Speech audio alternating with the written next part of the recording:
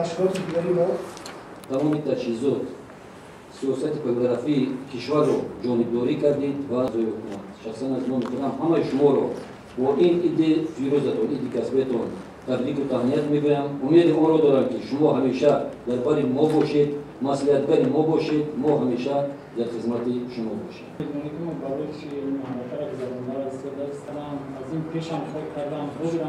تمام تجهیزات سالهای جان طبیعی است که بیشتر کتاب‌های چاپ کرده می‌شوند که مردم را برای مبارزه علیه فاشیسم و مهنت پرثمر دارد. مشکل مسئله تیراژ کتاب است.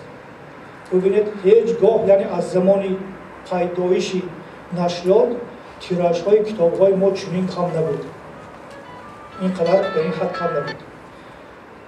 کتاب استاد عینی رحمانی استاد عینی سال 1930 داخونده، سال 1930 با تیراژ 5000 نسخه به چاپ رسید. بعد 2 سال با تکرارا اون را با تیراژ 5000 نسخه چاپ کردند.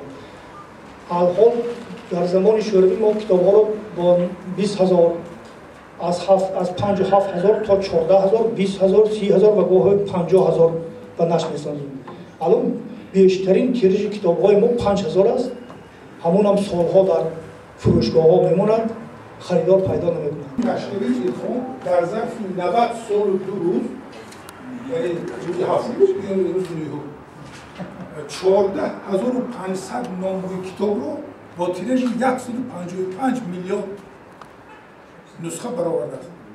155 میلیون نسخه این عضو بفکم از همین ذخیره کتابخانه ملی تاجیکستان شاید 10 برابر یا 15 برابر زیاد باشه.